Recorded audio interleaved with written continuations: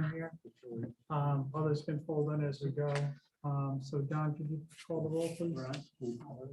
Luke, Here, Alita, she's out. Amy, here, Ann Dixon, here, David Agostino is no longer coming, Christine Kennedy. Kim Shockley, She didn't Here. correspond with me on anything, so. Don Howard's here. Oh, Dave Agostino, we haven't seen, Rob Levesque, he's the one who's not coming. Craig Levis is here, Joe Lucian is not. Harold Sands is yes, Jason Martin, somebody said is not. He is not. Kathy Padnote is not here. John is here, Lee is here. That's everybody, right? I think Ann's heading over, so. Ann's heading over, hopefully.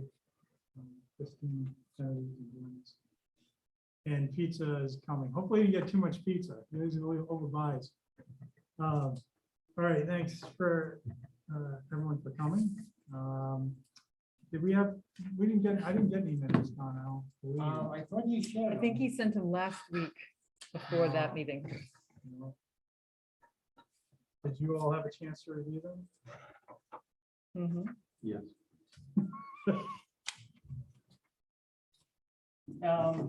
Is it the minutes from August 30th? Is that the one that he shared? Second the motion. I didn't take one there, okay. Opposed? The ayes So have it. I can take a vote on that, Luke. Are there enough people? I mean, August 30th is that's the date he has on it. You have quorum? Do we have a quorum? Yeah, I'm not even sure we have a quorum. I'm gonna table those. Okay, Mainly, I didn't have a chance to look at them because apparently I didn't see them in the folder. And there's also a second set from September 22nd. Quorum Yeah, wise, he sent two Craig doesn't sets. count.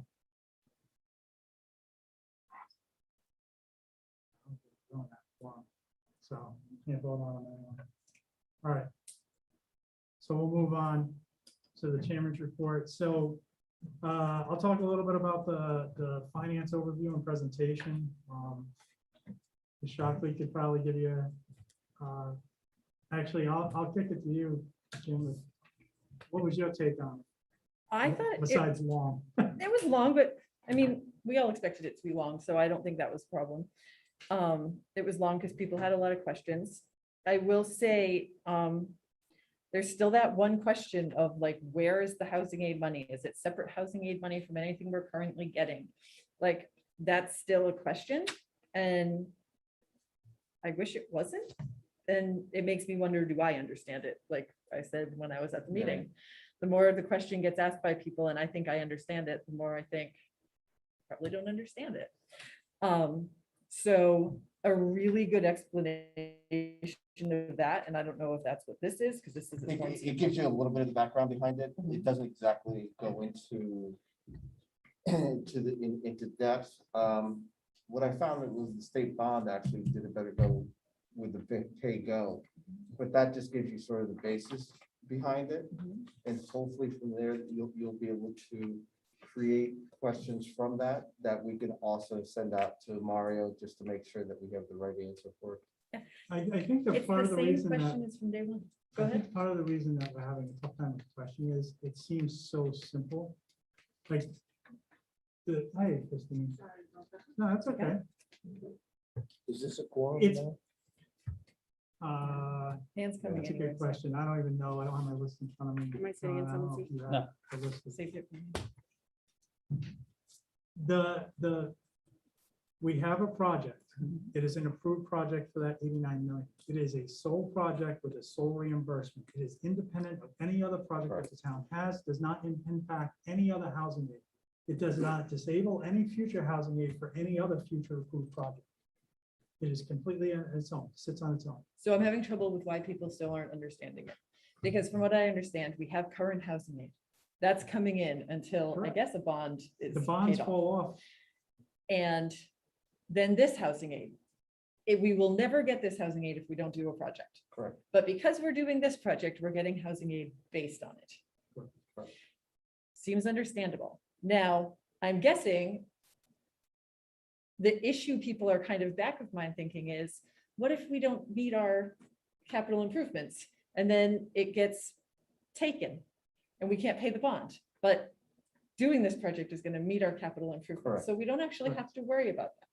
Correct. By doing the bond, you can count the interest, which means we're covering it automatically. which So- is my point. Any of this money that comes in should go to the bond. Correct. Yeah, and so I think where they get a disconnect is people, I had talked about this, like there's an input and an output. Mhm. Some people say, well, we're getting the housing, grant, we're just gonna apply it to the bond, which is in theory, that's what we should do, right? That goes on the bond to pay the bond. Mhm. If the town supposedly takes that money and channels it somewhere else, you still have to cover the cost of the bond. I don't care where that money comes from. It comes from Exactly, and I appropriation. think that's almost over explaining it, Right, it but- is over. because what people want to know is, what about this housing aid we have right now? Is this money supposed to pay for this bond? And the answer is, no. No, This money is supposed to pay for an existing bond. The money that comes in based on the 89 million is supposed to pay this bond. Now, you put all your money in one big account, as long as you pay all your bills, how you're saying you did it doesn't matter. This housing aid is considered part of your annual budget. This bond payment is considered part of your annual budget. Both of those are gonna happen. Okay, I think it's easy to understand, and that's kind of what's killing me at this point, is that, I mean, I think I've had it explained probably 30 more times than other people, but I explained a lot. And I really do think it's very important to make sure that Lisa and Ben are on the same exact page, because I emailed Ben after that meeting when he finally was like, yeah, no, I'm talking about a different thing. During that meeting, I don't know if you remember. Yeah. And I was like, great, I'm so glad we all understand it. And he was like, "I'm glad you understand it, because I don't think I do." And I was like, Right. And so this is where I point to you as part of our finance team. You No, can be Ned. helpful with this, right? Hmm. You've May I gotten make a clear may I answer. make a comment? So what's up? Okay, this is the second time I saw you do a presentation and both of them were outstanding. Thank you. Your presentation to the town council was right on the money. And you kept right on target and you went through and you totally explained it. And Madam Councilwoman's questions and support were outstanding. The Chairwoman's questions and support was outstanding. It was an amazing event to see.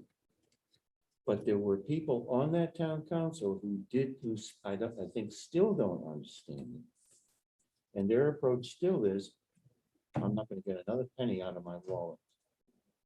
And so I don't know whether we can reach those people or not. And I don't know if we have to.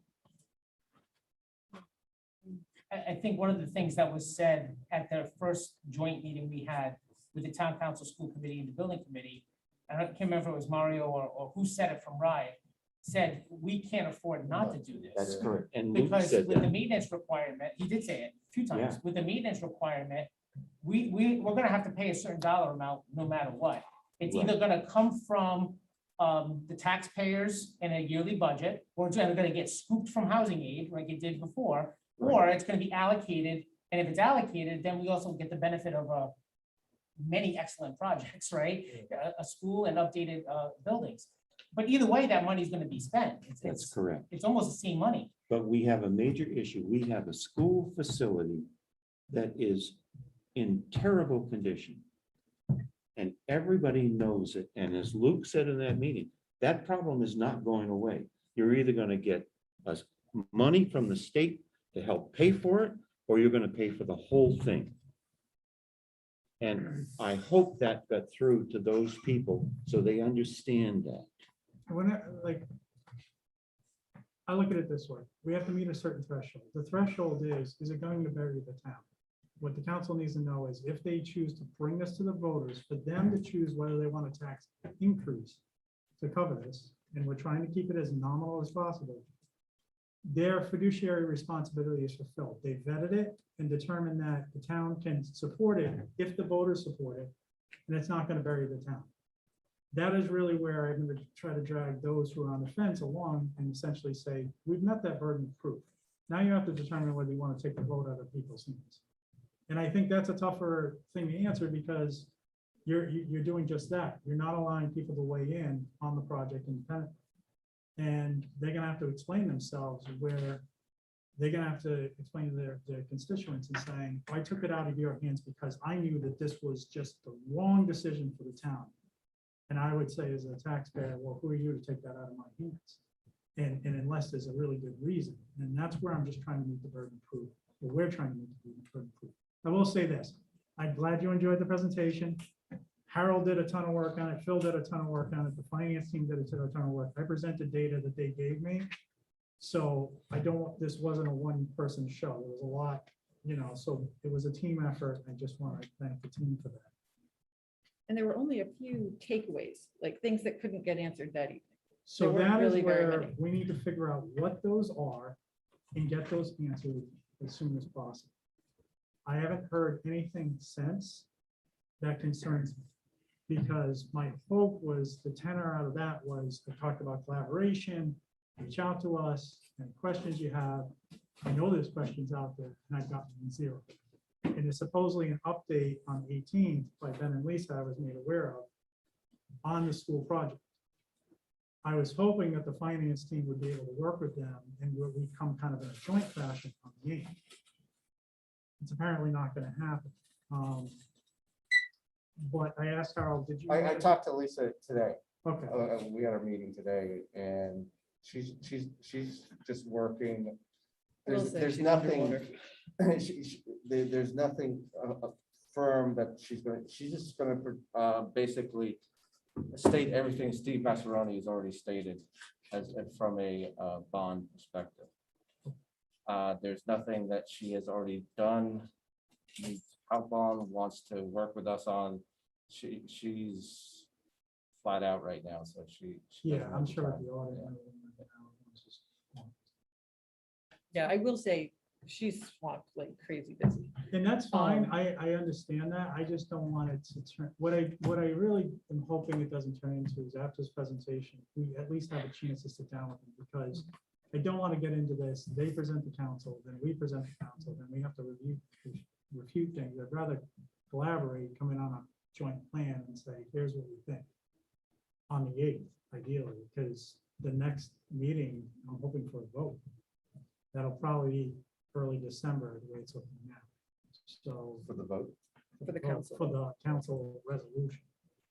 Which And- means we gotta draw up a resolution. Just to clarify something else, besides the 15%, state housing aid would be available anytime. It might not be 42.8% anymore, depends on kind of It's how actually they, 43.3 right now. we're at 43.3 right now. Why did we get more before? However, they do. Because their- they're not They doing lunches recalculate it anymore, every right? year. So they're just making, Goes up and down. but this year they're just kind of making it up, I guess, because they used to do it based on free lunch. There's a lot of variables. Yes, Are there? there is. Okay. How much- All right. Yeah, Tax But- capacity. but I think just to piggyback off what you said, at least my conversation with the building authority was that because property values are going up, Yeah, that eventually they're gonna look at Coventry's ability to pay greater. So that we can expect that percentage to go down. yeah, no, I think And that's the a, go pay. yeah, the pay go money. Will pay go, or, Mhm. that will go away too, Yeah. so. The pay-go and that extra 15% Mhm. goes away. You're right. The base housing aid, we're Your getting project projects never will. done now that are under that.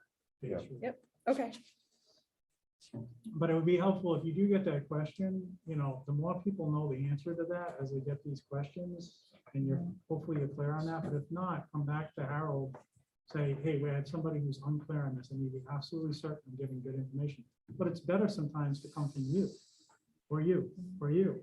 yeah, I'm rather than gonna, Harold, Yeah. just because. I know it's been a couple weeks, but I'm gonna Right, go home tonight and do just my Facebook post Sure. on the meeting, attach the meeting, because I do think people should watch that one. I mean, before deciding whether or not they want an $89 million bond, I do think the residents of Coventry should try to watch the meeting, watch the presentation, kind of see the questions get answered. Are you gonna put it on next door as well? Yeah, I'll put Question. it on That next was door. wonderful. You were such And I an think excellent. we might lead. want to check with Seriously. Mario about this. So let's say the council decides not to move forward. Everything stops. Yeah. Your approved stage 1 and stage 2. does that allow you to do some of the projects in there with your own money and still get reimbursed for it? I know, here's what I know of what they did in SK. When the bond went down, they allowed them to cherry pick some stuff out and move forward with it. The problem is they have no money right now because they didn't float a bond. So they have 7 million in projects that feasibly they picked out that are approved, but there's no money to fund Okay, it. I want, so, yeah, I just wanted to, But yes, in theory, yes, we could probably work with them to cherry pick some stuff. It's gonna be very difficult because our biggest project, the bulk of our budget was going to the reconstruction of the middle school. sure. So it's tough to cherry pick that out, but if like some elementary school improvements maybe, because those were at heart a little bit for school. We would still need the voters to approve a budget based on the additional capital needs. Or pull it from other places. Like, there's still a voter approval required. Yeah, you'd have to come back and essentially find a way to fund it. All right. Council President Dixon, welcome. Thank you so much. I'm sorry I was late, but we're conducting a training for people who are on boards and commissions working for the town. And we had about 20 people over there attending, starting at 6 o'clock this evening. So I gave a quick welcome and came over. Busy. I had OPM procurement process update, so I'm just gonna review the procurement. We have our OPMs here tonight to introduce themselves. So, but we were successful. I want to thank Harold for doing the boots on the ground work on this. We essentially went off the MPA. We negotiated with Peregrine Corp, Peregrine Group to come on as our OPM. They can talk a little bit about their experience, but they have been in other communities. I believe Alita has worked with them several times in the past. Harold has worked with them in the past. They're throughout the state and they're very familiar with school projects. So we'll introduce them soon, but want to welcome them aboard.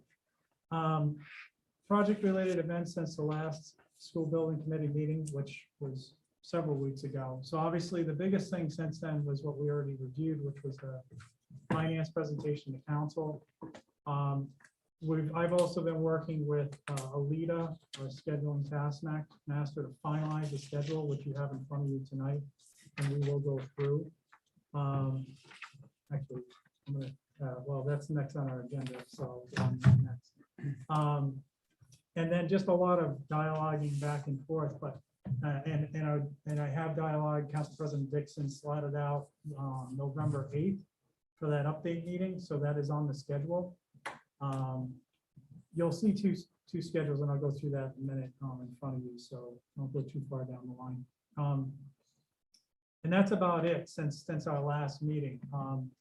We're gonna have updates from the teams tonight. I'm sure they've been doing work. I kind of stayed out of the teamwork, just getting updates from some of the leaders just to see, touch base, but intentionally trying to stay out of that process, let them do their thing, and report back to the committee. So.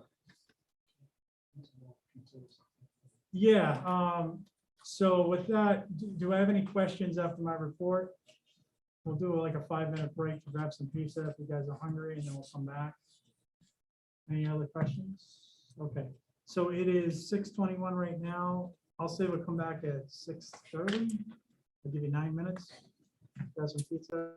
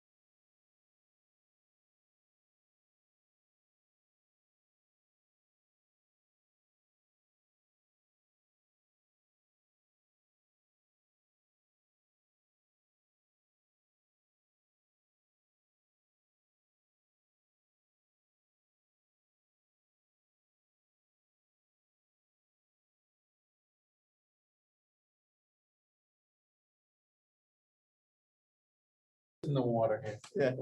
All right. Sheriff was not- pretty tiny too. Next agenda item was schedule. So I'll thank Alita, even though she is not here. You can disregard really this sheet because that's what I gave Alita. I guess it was attached to the email I sent over to Don to print. But essentially this got translated into the very nice Gantt chart schedule. Which again, thanks to Alita. So this is a rough framework, but we needed something for a while. We kept having moving targets and I really wanted to have something going through potential bond vote in March to kind of keep us on track. This also provides some clarity to Council President Dixon on when we would expect some meetings. We already plugged in on this latest schedule on the Gantt chart schedule, the 8th, which has been confirmed. What I don't know is exactly what meetings are beyond that. What I did, the meetings in red with town council are prospective dates or requested dates. That doesn't mean that is the date. So just keep that in mind as you look at the schedule. Those are not firmed up, but we will hopefully firm those up in the next couple of weeks. So we'll have all that laid out on the schedule. But in the basics of the schedule is that we're going to be having building committee meetings on our regular schedule every couple of weeks for updates. The team meetings, the only one I incorporated in here is the communications team. Don got back to me on pretty firm schedule on where he was going to be having his meetings on a regular basis. So we went ahead and plugged those in. The other team meetings, I haven't plugged those in because I didn't get anything from the team leaders as far as a regular meeting schedule. I know finance team met fairly regularly until recently. Really their task, It's essentially done at this point until we talk to the town. If the town wants to meet with us, then the team will come back together. right. So I don't really have a date on that because I don't know when that's going to happen, Correct. prospectively in the next couple of weeks. I hope so. Because we would like to get with the town and, Ben and Lisa, bring them to the table, have that discussion and see where we sit. So. Why don't we just not wait for them to reach out, but say, hey, want to put a meeting did- together, have a group? No, I did. You did? I did reach out and I asked them to, get a meeting on the calendar for the finance team and the town management. Did they give you any sense of schedule on that? No. Okay, so We're I- discussing their proposal on the 18th, Monday night. I sent you an invite. Yeah, no, I absolutely. I They wish- didn't have any questions or anything though before the What? proposal? And you were saying you talked to Lisa. It's About not that? really a proposal, it's a spreadsheet with all data put into without any recommendations by the town itself. So it's for deliberation by the council. I just wish that the team had met with them prior. I think, we talk about communication and collaboration. I think that's just yeah, Important I think the step. hope was coming out of the last presentation. I can't go too far off topic here. I'll leave it at this. The hope coming out of the last finance meeting was that Ben and Lisa would come over this side and say, with the finance team they've already met with, and say, okay, here's the way we're viewing this based on your presentation. Run some numbers with the finance team and kind of come to some collaborative effort before it went back to council. That was the thinking. But obviously they can choose to do it however they want. The biggest thing is we'd still like to get them to the table because if there's something presented on Monday that differs from what we've already looked at, then we've got to also analyze it on our side and say, all I can talk to Harold at the end of this meeting. right, yeah, so I don't want to go too far off schedule because it's going to be too far off the agenda. So we'll leave it at that. As far as the rest of the schedule, some of the big task items, and we'll be talking about this when we talk to the OPMs, the preparation of the architect RFP. So we've said this all along that if we're going to stay on track, we really need to get an architect onboarded by a March bond vote. We can't have a bond vote and then decide, okay, we're going to go hire an architect for the stage 3, because then it's going to put us too late in the time frame. So we're going to have to walk and chew gum on this. That is where our OPM team is going to be critical in helping us draft an RFP and go through that selection process. It may come back to the same architects, maybe different team altogether. We don't know. That's, this is a big project. That's a big ticket item on it. The other thing that we'll be looking as we go down is an OPM RFP, which we're not going to use our OPM for, because we're gonna be looking, which again, maybe the same team, maybe an entirely different team. It's a big ticket item, but we have to go out to bid for that, or RFP qualification, RFQ, whoever we decide to do it. So that's another RFP that I have to be written in. Hopefully, it's really falling on the Yeah. administration with some assistance and from myself, Alita, maybe some others on the committee who want to assist with the RFP. With the year, with the construction experience, maybe, John Freeze, I know you probably have some background in obtaining OPM, Maybe a little. maybe a little. So actually, I might even be out of that. I might back myself out because we have some really qualified individuals who would be, I think, great fit for that. But again, we need to have the OPM onboarded, same thing, by the time a ballot vote was gonna happen, because ideally, we're gonna hit the ground running with the architect, with the OPM driving. We also need commissioning agent. Yeah, and the commissioning agent, the only thing I don't know on the commissioning agent is when the commissioning agent needs to come on. At the beginning. Is that the same thing? Is that your? Yeah, ideally, the commissioning agent is working with the architect through the design process, so they know what is being designed, and they are peer reviewing the documents. So that's where, what we can do on the schedule is run the OPM and the commissioning agent at the same time. And then If have that a, makes sense. have a bond, legal. Legal What's that? bond, is that town or is that, Bond Us. counsel? yeah, Bond counsel is going to be a discussion we're gonna have, because if a resolution gets passed, there's two things that need to happen. One is, if a resolution needs to be drafted, that would be drafted by the town solicitor. Typically, we're not gonna draft that resolution by the town council. So if they're gonna move in that direction, a resolution needs to be drafted prior to the vote meeting. Second thing that needs to happen is after that meeting, or, ideally after that meeting, because we don't know if it's gonna pass, is bond counsel typically helps with drafting of the legislation to go over to the House and Senate. So that is gonna have to be ramped up. That is a town. so that's a task. town issue, okay, Yeah. that's fine.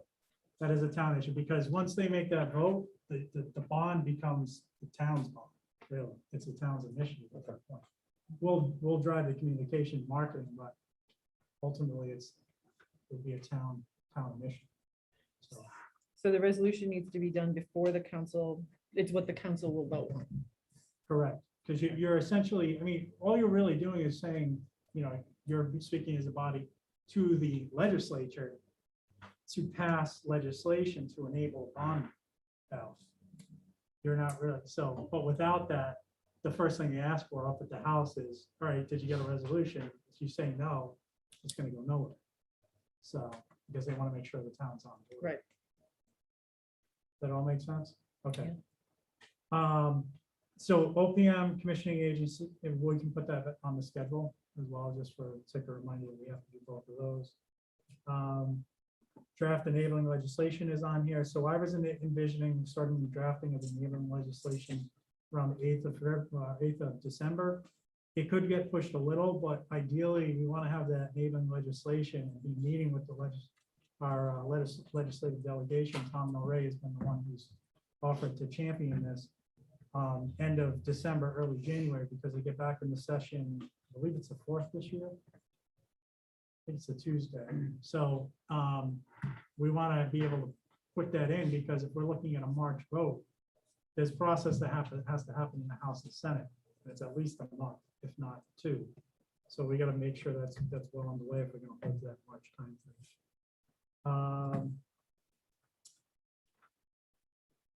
I think that's it. Except for the normal meetings and whatnot. In reviewing this, do you have any questions or comments on the schedule? Don?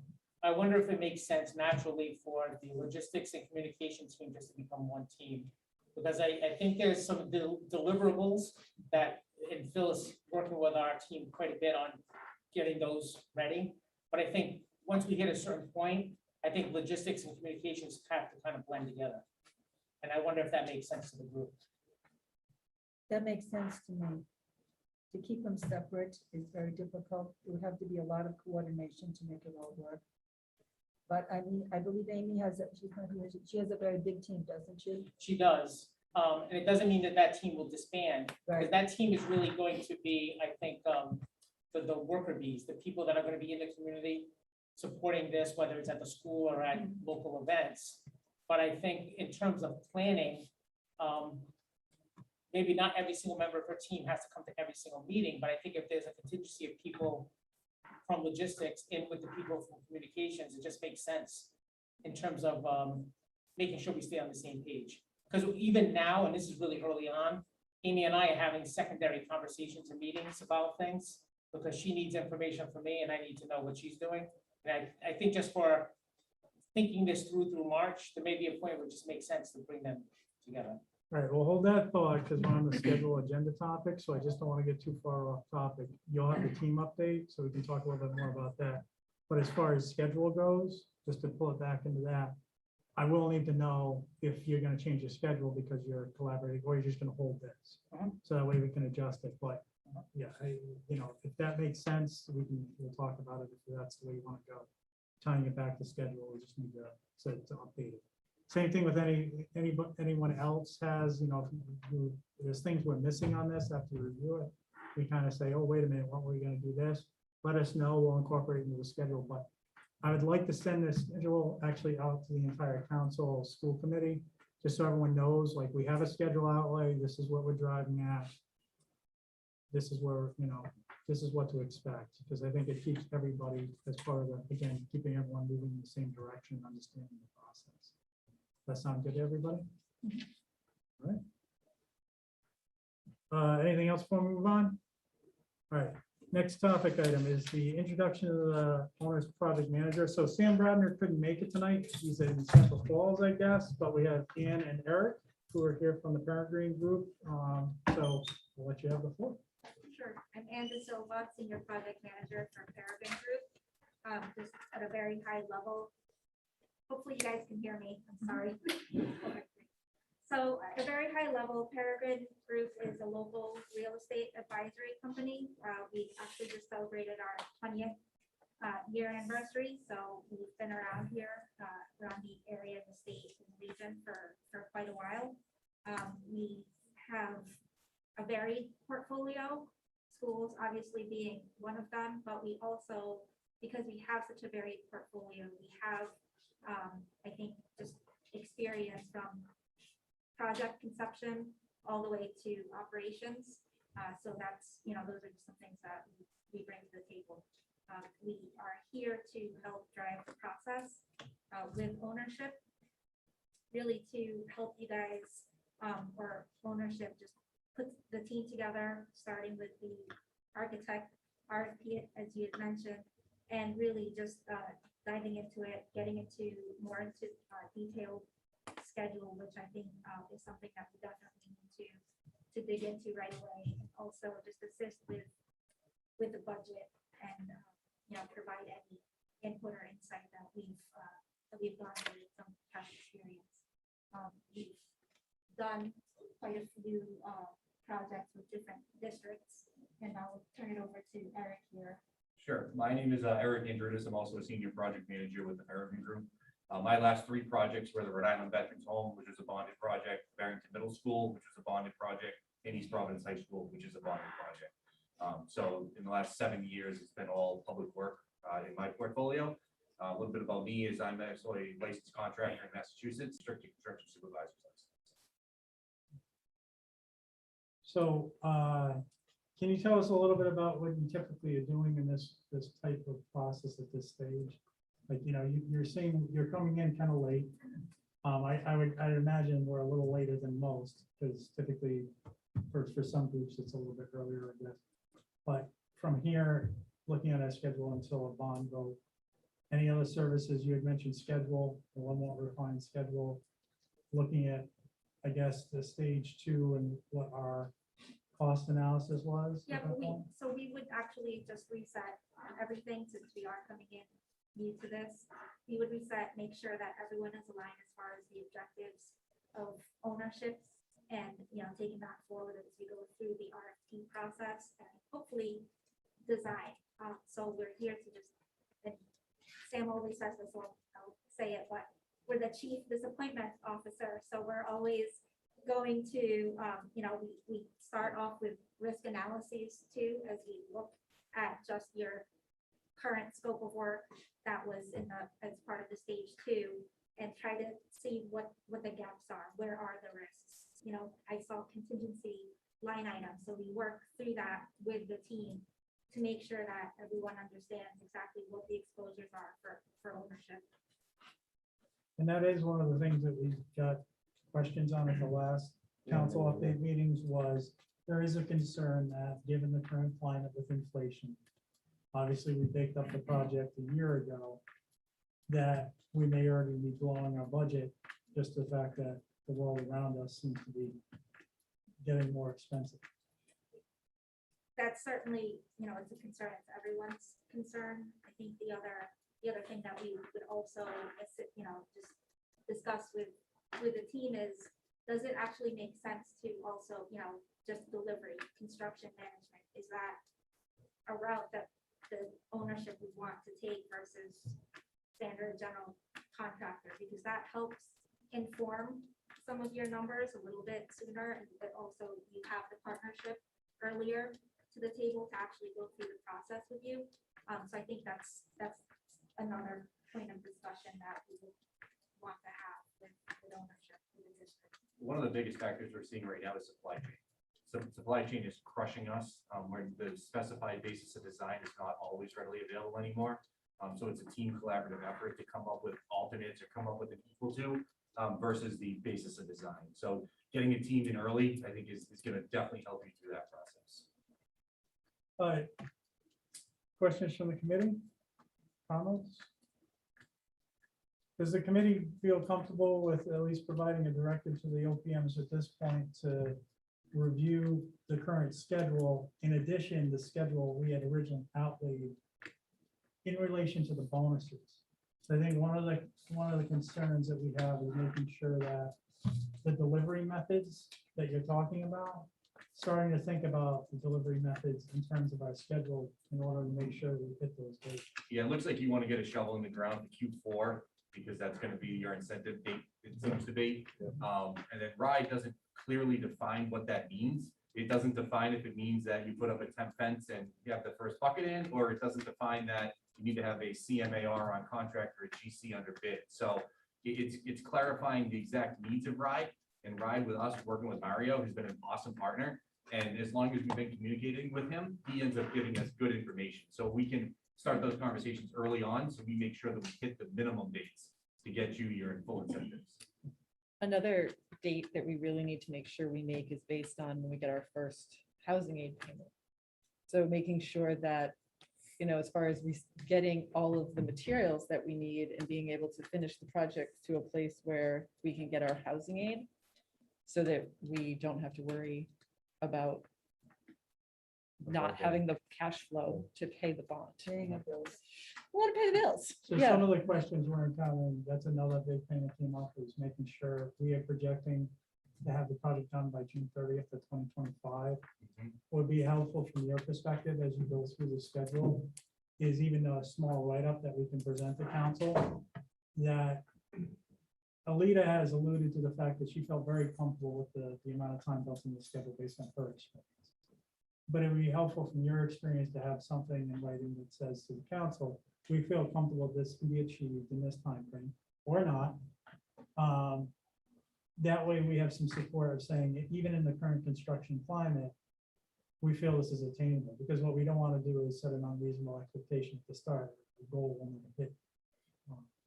So that would be, I think, helpful. The schedule that went in with the submission that showed like the summer barn burners and then the. Yeah. I think, and you actually, Phil broke it down pretty good this last one, even on a cash flow basis. It was kind of just spread through the project, but I think. So that would be helpful to have a second set of eyes, a third set of eyes. Yeah, I honestly, I think one of the biggest factors to getting to that point is choosing the right team. I think it's getting the right construction professional, it's getting the right architecture firm on board, because they're going to really help get through the process. Because it's a collaborative effort. That's the only way these things are successful. So that, obviously, Phil. Phil's been a rock star and his team at Studio J. I will say that they've been outstanding. I don't know how other people feel, but my perspective, he's been there every step of the way. He's really integrated well with our team. So, I would hope that the OPM team will work with our architecture team as it sits now to get up to speed. So I'd expect that, you will be talking. I'm sure you probably already have, if you haven't already, to kind of get up to speed and into the project so we can kind of weave you into the fabric here. One thing, the way Rhode has always described the OPMs is sort of a staff extension for you with the technical expertise that, with the exception of you all, most building committees do not have. And their role is to take a lot of the heavy lift and burden off of you because you all have other obligations. That's what you're paying them for to do throughout the entire process. So I would encourage you to keep that in mind. And something that makes me think of that more was, so Jason Martin, their facilities person, and I met this morning to go through the Jacobs report and the assessment report so that we could answer council on some of the things that were identified in there. And we went line by line, several hours this morning. So I have some information that I want to get together for this group. But what surfaced there was that some of the projects that we have identified in the stage 2 are projects that Jason, with the right amount of notice and funding, may be able to support internally themselves. Obviously, you might need someone like the OPM to coordinate projects that Jason can do either with his forces or with very small specialized contractors, so that you're not spending overhead and general conditions on a larger contractor for a particular set of projects. So as you start diving deep into this, you will need their services to coordinate with your people and the design team on packaging projects so that you're getting the best bang for your dollar, right? Because Jason can do stuff less expensive than we may be thinking we may do today. Certainly not the middle school, but some like asbestos abatement, et cetera. So there's a lot of work for the OPM to do when they're brought on board, when you are ready to pull the trigger on these projects. And that's the whole idea. Have them do that heavy lift and thinking and not this committee. It's a really good point. We're here to take the burden off of you, but we're here to support you. We're not here to make the decisions for you. It's our job to provide you the information so that you feel like you're making the best decision at that time, right? So that's our job for you, for the district. So I have a question then about interface and interfacing with each other, because as I'm listening, I'm thinking, so we're talking about Phil working with them. We're talking about Jason and Phil working with them. We're talking about us as a team working with them. And I'm thinking about how that interface works. And you guys can probably say a lot more about this because you work with other districts.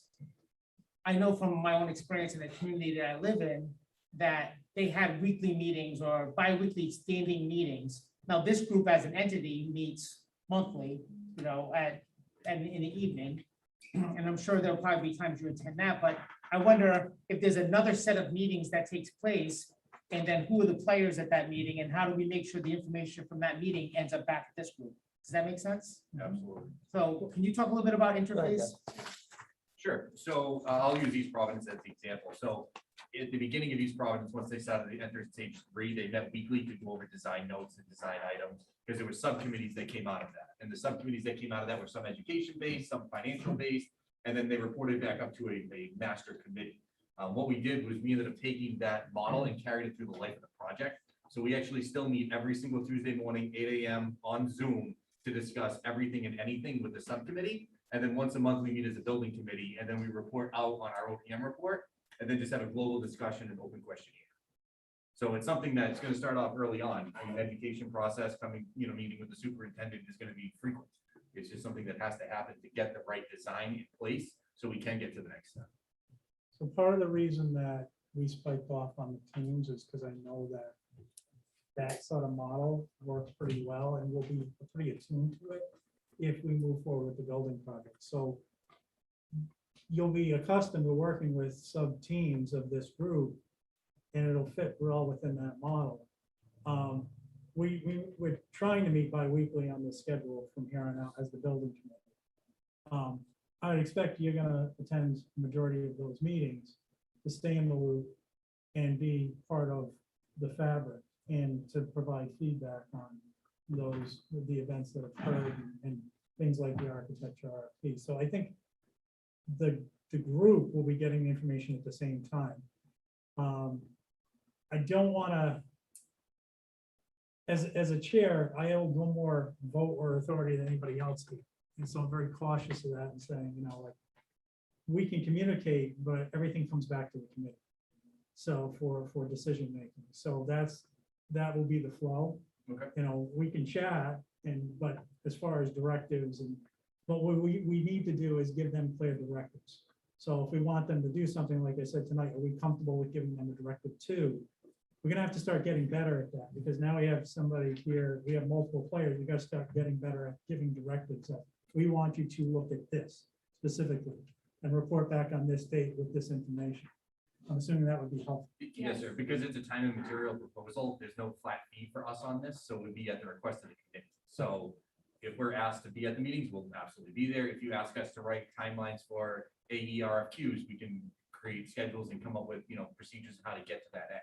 It would be at the, at request. And we have limited funding. Harold and I have Yeah. talked about this. This wasn't built into our budget. So we're using some, we'll call it surplus, fund balance, whatever. So we put them on an hourly basis. So we're really trying to use the OPMs at this point for the critical needs. So schedule review, looking at delivery methods early on, just the architecture RFP, some of the things that we've already outlined. The next stage, the OPM is going to be a full blown, they're very involved. And that's where, like Cranston, I think they're moving into they're in the stage 3 now, right? Yeah. So They're they bond go pass. every week. They meet every single week and I know when they meet, the architect, the contractor, the project manager, the facilities person, the finance person, they all have like a standing meeting that they have every single week, just to make sure everybody's who's accountable for something is accountable and that they stay on top of the projects, and when problems arise, they work through them kind of together. Yeah, and that's stage 3. Right. I mean, that's when you have the full-blown Mhm. team here, and that weekly meeting may not include all of you. Obviously, it probably won't, right? This building committee will probably have just one or two people and Jason, with the OPM, the CM, if it's on the big project, the design team, et cetera. I mean, that's how it's working now on projects where we are in stage 3 with an OPM. We have weekly meetings. And then once a month, we present to the school building committee and school committee if asked. Yeah, that makes sense. I just wanted to make sure I understood and also that everybody else understood where we all meet together, like where we mesh together here at stage 2 and then eventually at stage 3. No, that's a good point. Right now it's a little fuzzy because we've been working with Phil so long. It's been a little less formal. It's like, hey, we need this. We got it now to work with more players. We're gonna have to start really being strategic on how we shovel out responsibilities. Other questions, comments? I'm really glad you're here. And I say that because I know people in Barrington who are thrilled with the results of their middle school. And the East Providence High School has been declared the jewel facility of education in Rhode Island. Cranston may come in ahead of us, but I expect that the Coventry Middle School will become a jewel of education in Rhode Island as well. And my vision is that it's going to be extremely important to the future of Coventry. We have old buildings, but at the time when those buildings were built, they were jewels. And so it's time for the next jewel to appear. And I expect great things from you people. Excellent. Anybody else? Go ahead. I just had one quick.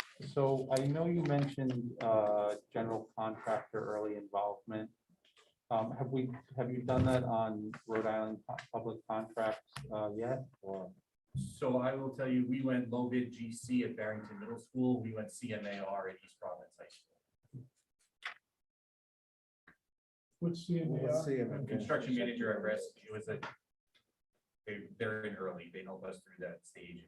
Estimating, they actually took the estimating portion as well as the AE firm took an estimating portion. So we had two estimates to balance each other out to make sure that our numbers were accurate. And did you go through like phased checks as the design progressed? or- Oh, yes. Yeah, when we started at Barrington, it was 15% over the square footage and 15% over budget.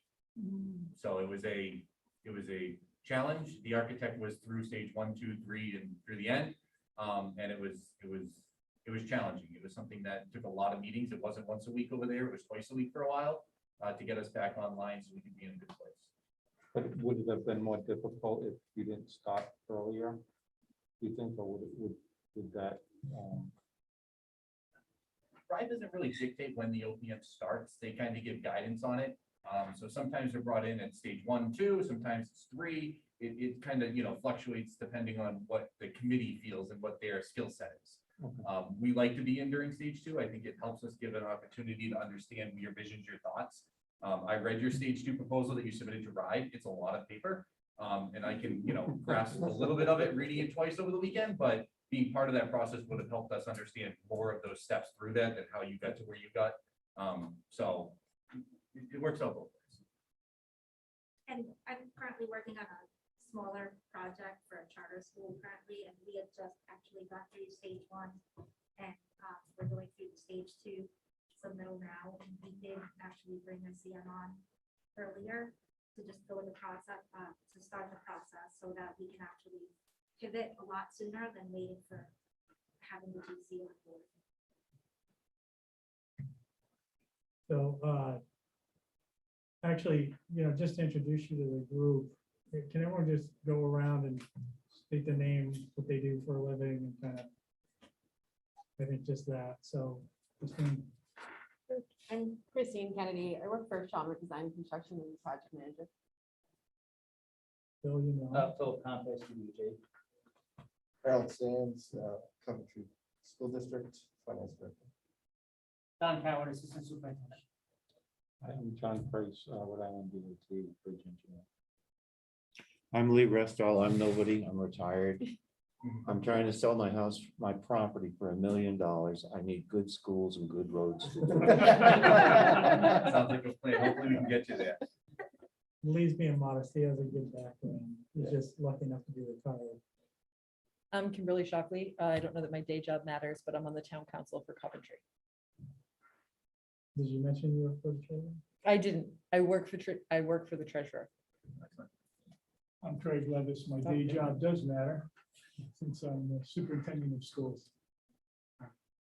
And Luke Murray, I'm the assistant town manager in South Kingstown. which we talked about. So we also have Alita, who you know, who's also a construction manager. And didn't introduce herself. Oh, sorry, I'm Ann Dixon, I'm president of the Coventry Town Council. sorry, and you're to my right, I'm looking this way. And former school committee member too. Former so. school committee member. And again, being modest, because she has an extensive background in her life before being retired town, semi-retired, right? Because you're town council president, which is a whole job in and of itself. But we have a great building committee. I think players who are in the construction industry who understand this, so I think we've operated at a pretty high level so far, which is good.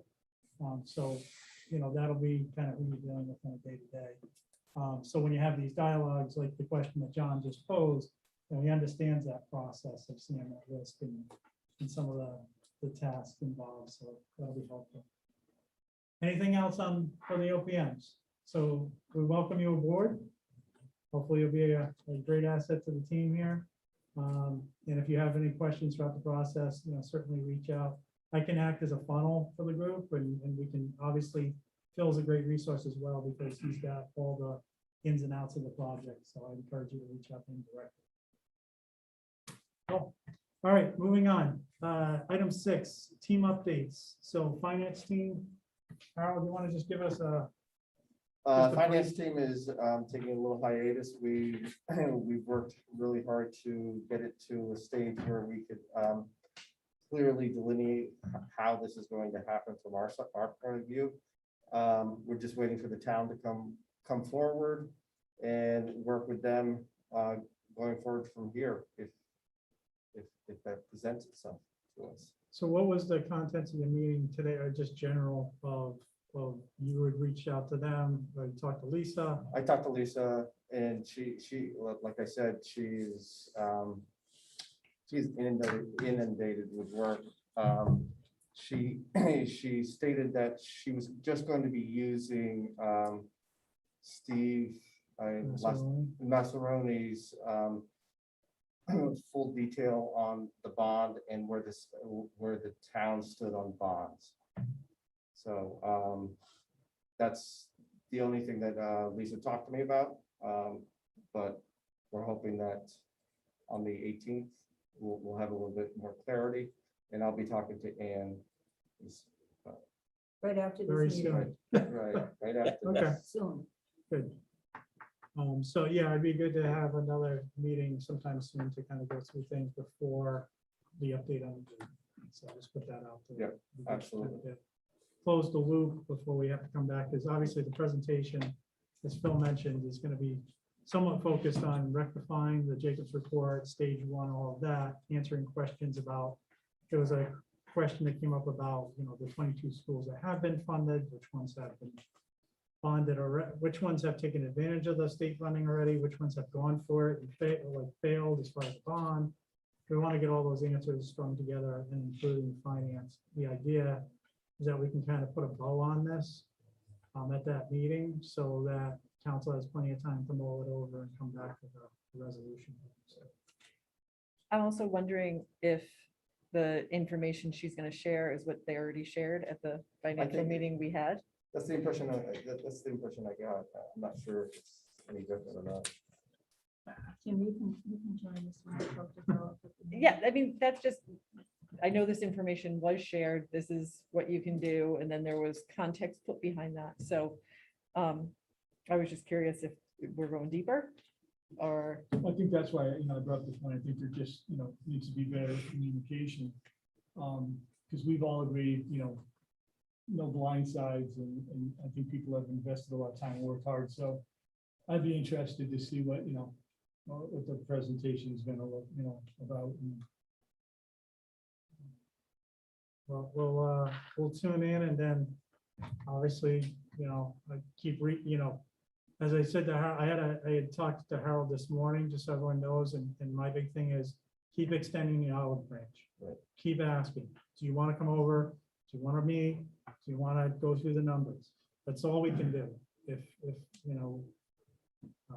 they choose not to take the olive branch and come across, then it is what it is. All right, communications team. Yeah, I'm gonna do Amy and mine. For logistics, I'm gonna do that first, if you don't mind. So Amy has a bunch of events planned out. I have sheets I'm gonna pass around. You don't have to sign up and give me anything. She's gonna send this electronically as well. If you want to sign up and give it to me, you can, but what she's going to do is get volunteers to staff these different events. She has a committee of people that she also has available as a resource, but she wanted to extend the opportunity to also building committee people, just in case there was something that somebody was interested in doing. So I'm gonna pass this around. You can just take a look at them. You can keep them. If you want to sign up for something, let me know.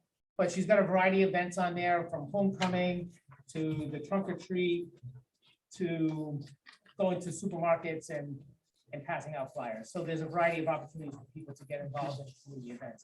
And I think the point there is just to make sure people know what's going on and give people information about what's happening in the districts. Did you get it from?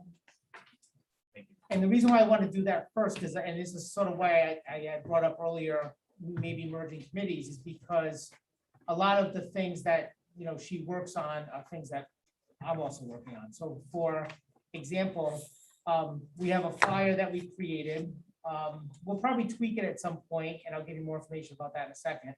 And that flyer was distributed to open houses. Our open houses are done. We've done all the open houses. You know, they were virtual, but parents got electronic file of the flyer. They got a link to a YouTube video that Amy had created. I think you saw at the last meeting. And she shared some information with the location of the website. So that was shared through open house. But one of the things that was on my to-do list was also an FAQ. And so what I did is I took probably 2 or 3 presentations. The one that we did at the joint meeting, the one that Luke just did with the town council, and I think another meeting, and I just kind of used those presentations as an opportunity to use the information to create an FAQ. And so, and I kind of walked us through the process. So I had my subcommittee meeting last week, Phil was there, and we went through the FAQ. I think the feedback of the FAQ was good in terms of the content of it. One of the things Phil suggested, and he's gonna kind of tweak it with his team, was maybe reordering some of the questions, because the way I had set it up was I did it sort of chronologically from the beginning, when we first started thinking about, remember the script that we created for the joint meeting? I used some of those script questions and answers to make the FAQ. So I talked about when we first got together and started meeting and thinking about a letter of intent. And then I walked it all the way through until the last presentation that was done for the town council that really got into some finances. And I did it chronologically, knowing that many people in our community are probably more interested in the budgetary part of it than they are anything else. We may redesign it and reorder it a little bit so that people get the information they need right off the top. It's not super lengthy, but it's probably a solid 20-something questions. But the intent there is to post it on our website, to give it to Amy and her team and anybody here who happens to volunteer so they can be distributed at events along with a flyer. So the FAQ was a big piece that we worked on. I could share with you folks electronically, but Phil and I had just spoken while we're doing pizza. I think what I'd rather do is let his team tweak it, then share it, because I don't want to share it twice. It makes more sense to kind of give you what we think is closer to the final product than just the draft. But I think, let's Phil, you can chime in. I think we're kind of on target with what's on there. The logo? Then I want to talk about the logo. Do you want to talk about that? Or you want me to go? No, go ahead. So I think we're doing something kind of neat here, and it highlights our schools. We have a marketing program, part of our CTE, and the juniors, I think I've said this at previous meetings, had an assignment, and they worked either in teams or on their own to design a logo for our school building committee project. And we gave them some, our communications team gave them some specs, colors, imagery, fonts, shapes. We gave them some things that we thought would make a good logo. And they took that information, like we were their client, and they designed logos. And they presented their logos to us at our communications meeting. The teacher presented them because we met at night, but later after the afternoon. But the kids put them all into PowerPoints, and we went through them, we looked at them. And I mean, I thought they were really great. I think we looked at 5 or 6 of them. They were really great. And each one of them had something that we thought was really unique and cool. And then each one of them had something that we thought could be maybe tweaked or adjusted. But we don't want to elongate this process because we're going to be in front of the town council by the time we're done. It doesn't make sense to keep going on and on forever. So what Phil volunteered to do is to take all those logos, to work with his team to try to make one logo that represents all of their work. That way we can highlight the logo that goes with the project, but also spotlight the program and the kids who gave us the inspiration behind it. So that's something your team is working on now. So that was a big thing. And that's why I said we're probably going to redo the flyer, because once we get that logo, we want to start putting that logo out, which kind of takes me to my last thing. And then I'll take questions. So I started mapping out social media calendar of posts that I'd like to do every week from now until when that vote is. And what I want to do for one of them is highlight the logo along with the students who created the logo, because I think that will buy us leverage in the community, because not only do we have something that represents the work that we're doing, but it's created by our kids, and we could kind of spotlight the program in the CTE. And I think that will help us in terms of our social media presence, because the things that get shared the most, what we've learned, are things that involve kids and things that involve the success of our kids in our schools. Those things get shared and liked and reshared, and I think it's important to give them the credit for what they did. So that's one of the things we're gonna do. I also want to put the FAQ up one day. I have some images that I picked up from the presentation that was done at the town council, but those are all about, they were at the back end of your presentation, Luke, about really why this is such an important decision. And I got the words here, that one of them was really school-related bond, what we'll do right now, like what was the benefit of the town, and then the other one had to do with, can the town afford to support this bond? And so I think those I'll do closer to the end, because I think that's when we get closest to the vote. Then the only other thing I come up with, and I'll run it by Luke later on, is there was a question from one of the town council members about the other districts that had approved bonds. And Luke had responded to the town council member and actually had shared the link. So I picked up that link and I went and I made a social media post. I didn't post it yet, but I basically listed out, almost on a laundry list, budgeted fashion, all the districts that have projects that were approved, the dollar amounts of those projects, and what the reimbursement is on all those projects. And there's 21 or 22 projects. And, you know, I think this has been said a few times, but I'll say it again, and I know I'm preaching to the choir. People in Coventry are paying for these projects, right? Everybody in the state is paying for these projects. And I think it's a good lever to say, you know, it's our opportunity to take advantage of these funds because, you know, we have a really good reimbursement rate and we should take advantage of this opportunity. And then later on, we could bang away at the fact that if we don't take advantage of this opportunity, we're leaving basically $22 million on the table, which would be a shame because our problems are not going to go away. We're still going to have to fix them. So my big projects are the FAQ, the logo, and then my social media sort of campaign. Then once we get past the vote, I've already talked to Ann a little bit. We're going to pick up the conversation more. Craig and I met with some people about then turning the campaign in a different direction and really think about communicating and having targeted communication about, you know, the bond referendum in March. Questions? I think we had a missed opportunity on the open house because my kids go to Washington Oak and I don't remember. there was no seeing it. flyer. So then there was a missed opportunity because I emailed every principal with the links for everything. Yeah. And it was, and I know it was shared because the high school showed me their post, the middle school showed me their post. So I know Middle other school. places had it. I know sometimes it was embedded in other links. You know, somebody would say, here's some important links. A I just virtual open house is never Went going to be through as that good. virtual. I would definitely try Tags to too. put it out through a principal more, come up with a good reason. Only because, I don't know, I think when my kids were in kindergarten and first grade, I was like gung ho and looking at everything and now they're old and. Yep. Well, here's the good news. Even though it's a missed opportunity, the flyer was shared on our website. Mhm. And the video I did not share, but I could share that video that Amy made. I mean, when we put things on our website and on Facebook, if they get shared by folks, you folks and other folks, you know, sometimes 15,000 people see things, you know, and the video that was shared, the video that Amy made that was shared through the open houses has been viewed, I want to say 300 or 400 times. So it's been, I didn't even see that video link in any of that. And I went through the slides too. Can well, I, I can circle back on that. is anything shareable through Aspen? Just for curiosity, I don't know that it is, but Like I what? go on that. Like, can you embed something in Aspen? Like, We oh, click probably- on this. we probably could, I guess. On the grade report? Yeah, I mean, I look at that and Mhm. I think you could put something on. We could put like a URL link on the landing page, right, in the parent portal. Mhm. Yeah, that's an excellent idea. News page. I mean, like we said this before, the elementary school parents are key to this, Yes, they are. particularly the younger ones. What did we say? The second or third grade will be the first class that would get to experience the middle school. So along those lines, my question is, one thing that young parents of young kids do is they look at the folder, you know, when they come in and whatnot.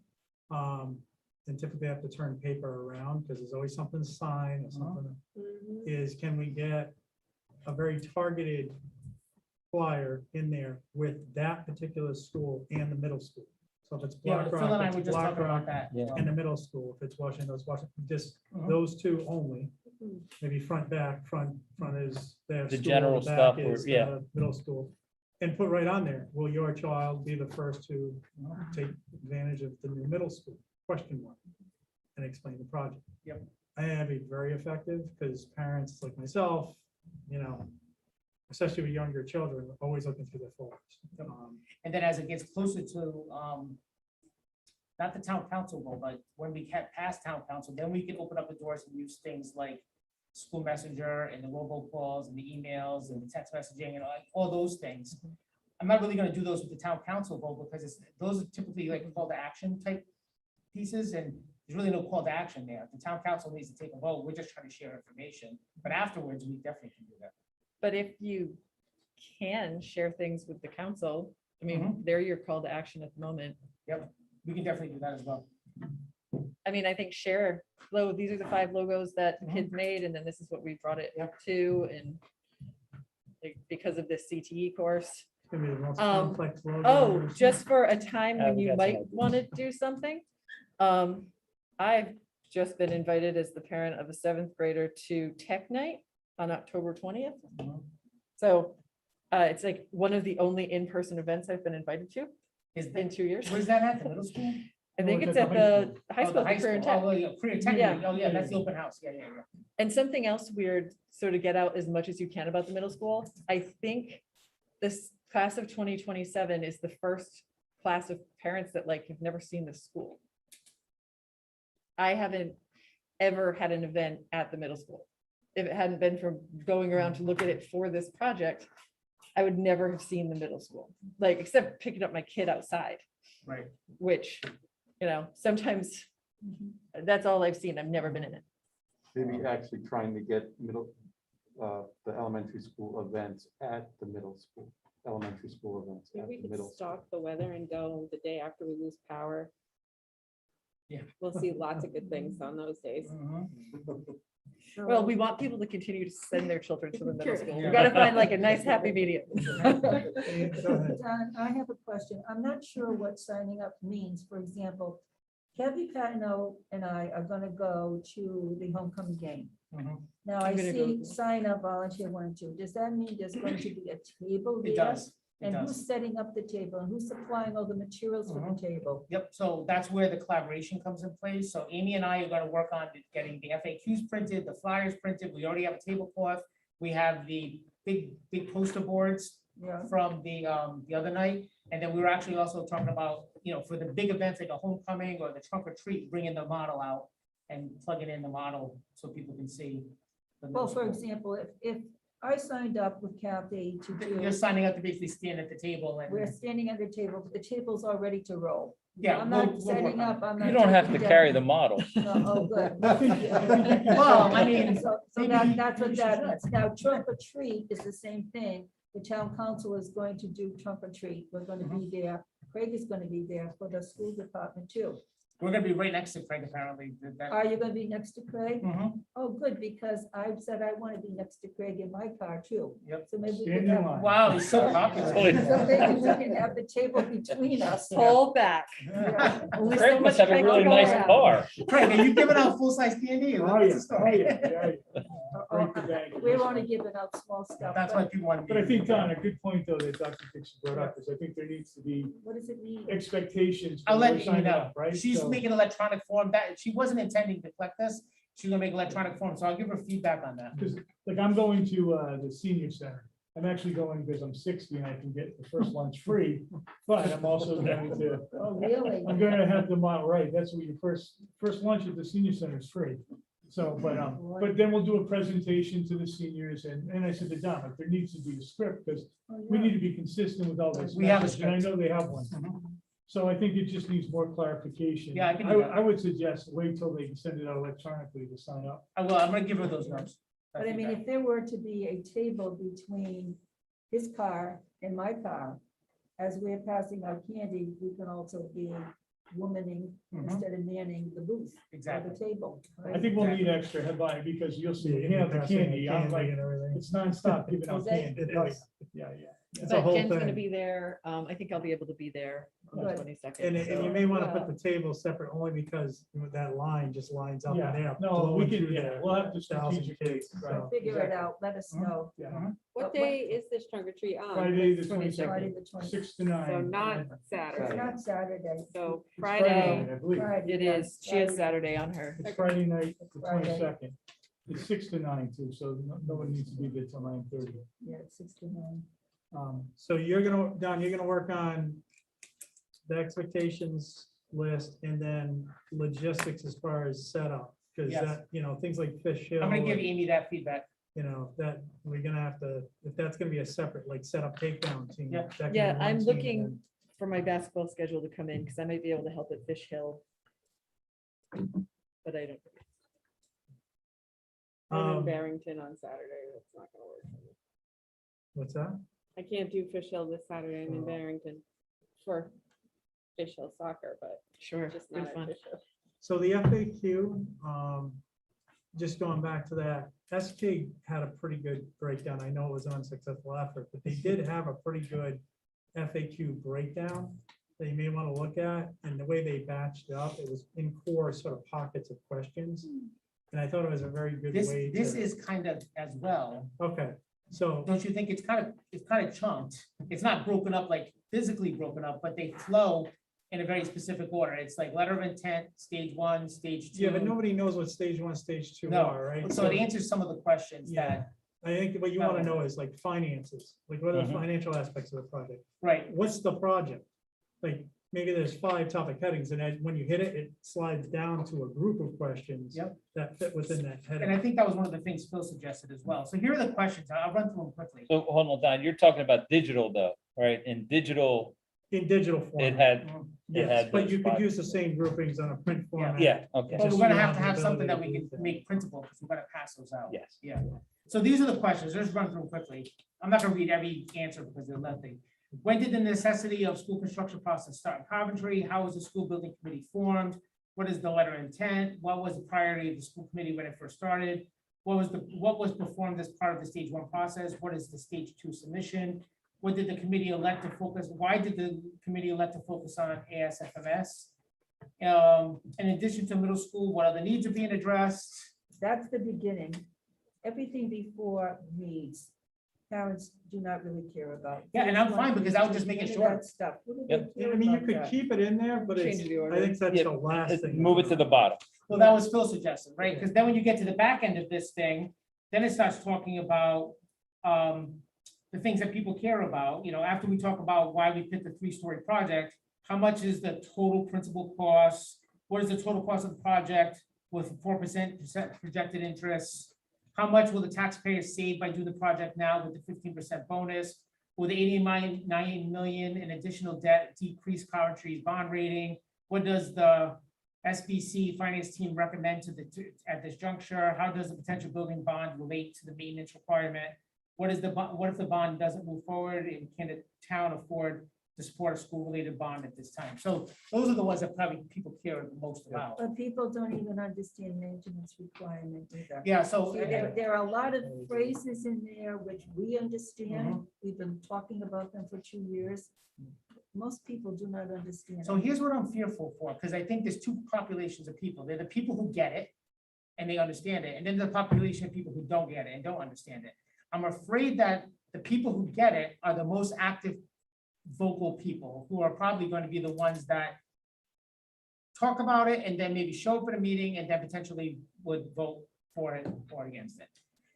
So I didn't want to take it out because then it doesn't address those people and their concerns. If I sanitize it so much down to it was only at the most basic level of entry-level understanding, I feel like I might miss an opportunity to explain to the high-level people what this project is about. Keep in mind, though, 98 to 99% of the people you're presenting to are not in the weeds people. Right. We're the in the weeds because we know the project. I would doubt that there's very few out there who could talk with any I would, substance. I mean, we've made presentations to council multiple times. There's still council members who have questions. I would say if there's a layperson's way of making it clear, not to go into detail on maintenance, but the state mandate. Yep. You know, Right. put that out there. No matter what, this year we need to put this much more money than we've been putting before into our capital Right. improvements. You know, like, I think that's a really, for me, as someone who will vote on this project, knowing that we can either nickel and dime projects and never really accomplish anything is one option. Or if really get something done with this money, kind of at the same annual price. Right. So Um, the answer kind of does that a little bit. When I put the answer to the question, it kind of helps explain that out. But I definitely think we could probably make it more user-friendly and understandable. Here's an idea for you. In human services, there is a town council appointed advisory committee. In fact, 6 of them are over there at board training right now. They showed up at 6 o'clock. They're so enthusiastic about what they do. It'd be interesting to have Mr. Robillard call them together, and you have a little focus group with them, and you say to them, you know, we're going to be talking about people voting for a school bond, supporting a school bond. What, from your point of view, would be most important for people at the senior center to understand and know about this bond? And those become some of your FAQs. Yeah, and so And using the words that they use Mhm. as part of the responses. I can do that. I guess what I'm feeling a little bit pinched for time, right? So I don't want to make the process. Well, Mr. Much Robo, longer. I'm sure that. I he'll would be step willing to back though. help you. I think Dr. Dixon, I think the questions you're presenting were targeted for council, Mhm. the legislature, right? And I think we got to go back and like Kim brought up, I think we really got to really step back in terms of what's important for lay people in the community to understand. And- Well, if we do that, we can probably Simplify. boil it down to 10 questions. And it sounds almost like a lot of your answers are what we're looking for, and the question might be, Right, Right. yeah. Because, and really, I didn't write the answers or the questions. I pulled them out of, No, we A have. lot of came from my present. That's right. they came from presentation. all the presentations. Which, you know, Craig's right, those were geared towards a certain audience, so I don't think it's a bad idea. I know you're pinched for time, even if you can delegate that task, but I think it's important. There's no delegating. That's me Yeah. now. No, but we There's can, no one to you delegate and I to, will right? meet tomorrow, because we can go and I can get, like, I think you brought up a good point, but we can get a focus group of Yeah. teachers who live in town. The other thing Yeah. is, there's Yeah. PTAs on here that we're gonna be meeting with. Mhm. They're great groups too, because they know schools enough to be somewhat fluent, but Right. they're great to pose these questions to while we're there anyway. Yep. And say, you know. what but do you another think? weird thing, people join the PTA when their kids are little, when they're new to school. So you might meet women and mostly women, but maybe some men in the PTA and PTOs who have never been to their kids' school. Like, I know it sounds funny and it's the first time in history you would have this weird problem, but you join the PTO and your kid's a kindergartner and you're like, I'm gonna help this school. And by 2nd grade, you're like, I'll give them $20 and I'm just like tagging out. So it is just a funny thing for this particular time in history that we're doing this project. I don't think Jen Ludwig has ever been to Washington Oak Elementary School, like in the building. Because her kids are in the Yeah. 1st grade. And it's a fair point. The difficulty is, I mean, we did miss, let's be honest, we missed an opportunity with the open houses not having them in person, flat out. It's unfortunate it happened. At this point, now school's on the way. I don't know unless we're gonna have another open house to get parents in there, because they're gonna come out for their kids. For these events, we've had limited success of bringing. No, students I in don't think for- you, I'm just saying it's, They haven't it been takes in. more of an explanation. Yeah. If it your does. kid goes to Western to say like, this is what we're fixing and this is a problem and this is how we're gonna fix it. When I've never seen the problem. So that's why the visuals, I think, in videos. Yeah, I and think the That different video- things. video from Super Amy was important. so great. Yeah. Yeah, I can put that up. We have a lot of, I mean, I know we talked about not just throwing the negative out there, but we spent a day going around on Just Choppy, taking photos of all, major problems in all the areas that will jump out at people. And so, Yeah, the photos, those are the photos Amy used on that video. I mean, these are all valid points. I guess it doesn't change our charts, all right? No, going back to the FAQs, that's a living document, by the way, that can continually be updated, and I know we're crunched for time right now, but then there's a gap There is. where you can really go It's like 2 back, pages. refine and get your message Mhm. reorganized. So, I believe the goal is to make the argument for town council Right. to recognize that there's a need and let's put it to the voters. So, don't sweat over the FAQs. No. Yeah, And, a lot of that's yeah. framework that we're Yep. building on right now, so it's not something that has to be done tomorrow. Like, No. I was just thinking, when I said crunch for time, because I know that vote is gonna be in November, so I wanted to be able to use the opportunity to let people know what's going on. I don't envision us we're trying to we're in the slow burn phase, right? I don't think that we're gonna get enough word out there between now and even the council vote to really gain momentum. We're building the framework to where we're sort of getting Foundation. going, and that was we had discussed that, like, by the time we hit Christmas, we want to get some positive momentum, get some traction. Once we come out of the holidays, that's when we really want to do the blitz. So right now, you're laying good groundwork. It's important that those questions, though, we get it right. Like, the content has to be right. So if it takes more time to do focus groups or whatever, I mean, I'm speaking for myself. I'm a fan of good information. Just putting information out there sometimes is not a good thing. Yeah, I mean, we I don't had know how talked. others feel about that. No, I agree. We talked about, the reason why we're trying to get the public involved is that we thought that they may need to exert pressure on town council Well, I to was, move this forward. Hmm. Now, but a constituent may not even know that town council is waffling or on the Right. fence. So why would I call my town council person to say, vote for this? They might not even know there's an issue. We have not presented that there's a problem out to the community, rightly so. We don't know that there is. So a constituent may say, wow, this is great. But they may not know that this town council could not move this forward. I was just thinking, at these events, there should be some sort of kind of where they hang those flyers up and you can just grab a phone number.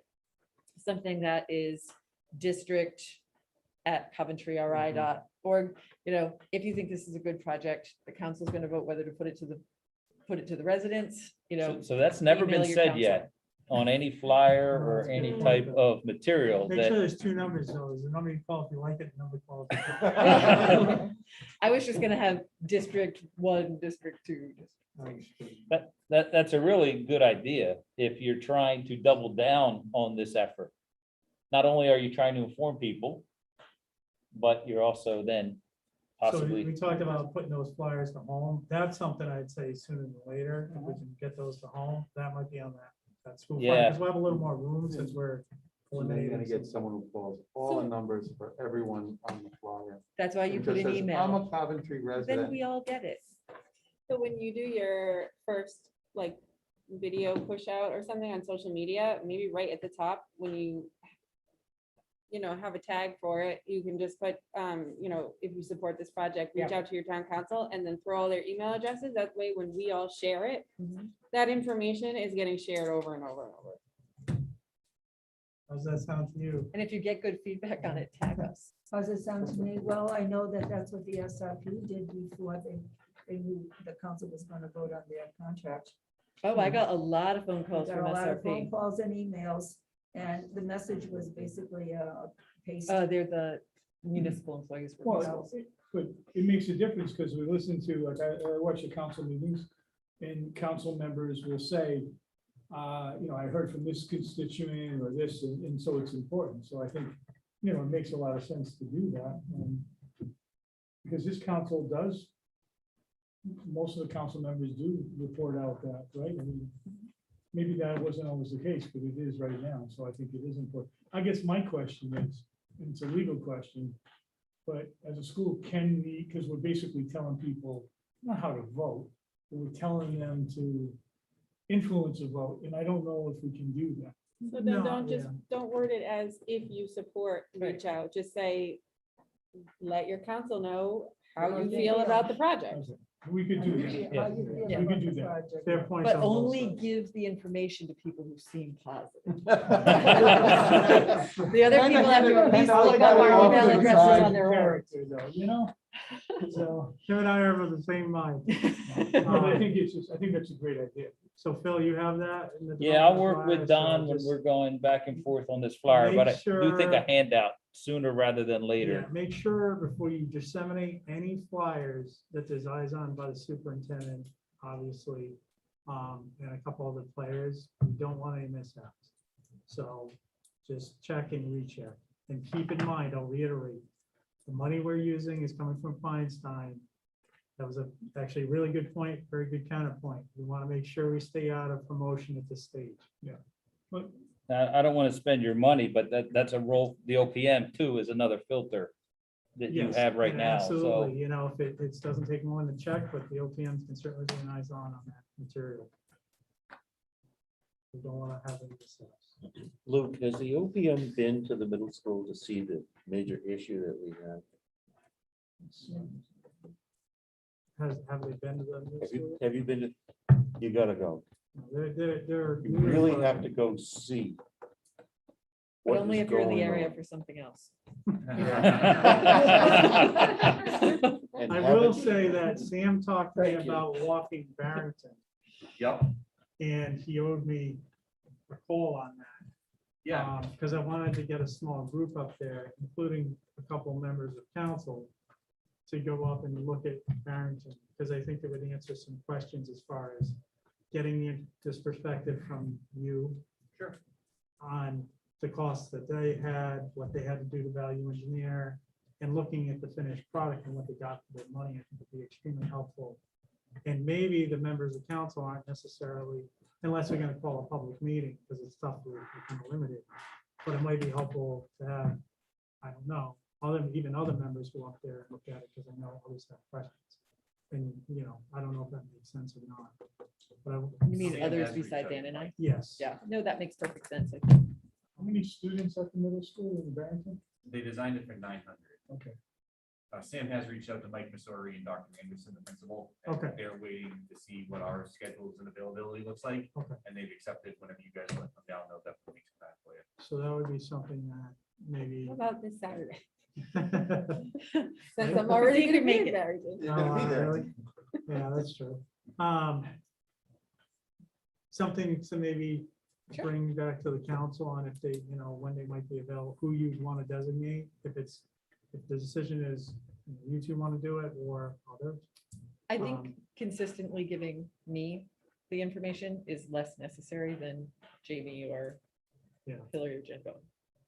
I know that others had some specific questions about, you know, how come it's so much, or, you know, questions like nuts and bolts of what a middle school might be, so I can help with that some of those questions. Do you see a hand up? The only thing I was gonna add that Phil and I talked about, and I didn't think of it until you started talking about Barrington Middle School, is he's gonna work on some kind of rendering that would show us maybe a fly through of what the inside of the school would look like.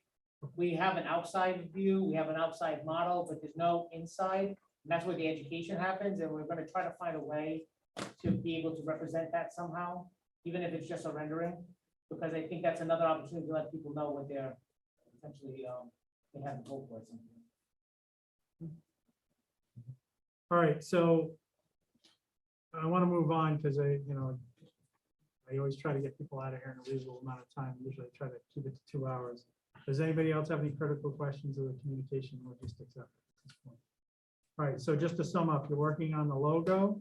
You're gonna hopefully by next meeting have something to us. Yep. You're working on flyers. You're working on the logistics calendar. We should expect email on that. Yep. And I'm assuming that might be a live document we can sign up for. Mhm. Okay, you're working on a social media calendar. Yep. FAQ. Yep. What am I missing? That's it. And I know you have just a few other things going on, Don, so. Yeah. All right. All right, I'll move on to the presentation team, which is pretty much me and Phil. We've been kind of carrying the load on a lot of the presentations, including the last one.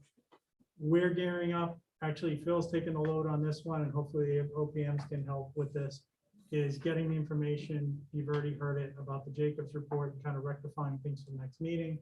We'll be linking up next week to kind of formulate what that presentation looks like for the 8th. And then we'll be weaving in hopefully some of the, any updated financial information. Really what the intent is for this presentation is to kind of bow tie the last loose ends on this. Answer any questions that need to be answered. Not that I'm not willing to come back to another meeting, but council, as the members of council here know, has had a lot of meetings, and I don't want to belabor this. I mean, I think by that point, we've had quite a number of meetings outlining the project and information. I would feel that hopefully the council is ready to conduct a vote in December, hopefully early December. Ian's gonna let me know. Well, right now, don't you have a vote on, you said November 29th, but we don't have a meeting. until- On or about. Yeah, it's the 22nd. So, we have a meeting. You know, it could be a special meeting, very pointed on this specific topic to be, We'll figure it out. We'll figure it out. you know, I'll take your lead on that. You're in charge of it. We'll figure it out. Putting the council calendar. together. So, does anybody have any questions on that? So we'll play it as we go. All right, external school building project website discussion vote. I put this on really because I just want to have a discussion on this. So this, as Don is putting together the foundation for the communications effort, there's two things we need to think about. I mean, one is we need to start thinking in terms of who would be a good fit to take over the outside effort if council sees fit to move this forward, so we can start doing advocacy and take it out of the realm of the school district or the school department system. And we need to start thinking about that now. So who's going to lead that effort? If you know of people, I know we've kicked around some names already, but that effort needs to really start soon. Because if we're going to kind of ramp up in December and be ready for January, that team, that person or team needs to get going, and things like funding generation needs to happen, because quite frankly, we don't have funding for that type of effort. So something to think about. As I was thinking about that, the other thing that came to mind was, I know that we have this website. I looked at it. It's fine, and it's no disrespect. But I'm wondering if we have some supplemental money in your budget, or whether we go ahead and start the website now that includes the foundational information that you're already building on the FAQs, but maybe a little bit better designed. Because we have a kind of a template format, and I don't know if that format, I know right now it's It's basically an limited. image. It's limited. It's very limited. It's got like a static image on it. It's got a couple of links, but I think we want, my personal feeling is it needs to be better. And I don't know if others have looked at it. I think we might be able to start that now, start weaving the information in informational now under our current budget.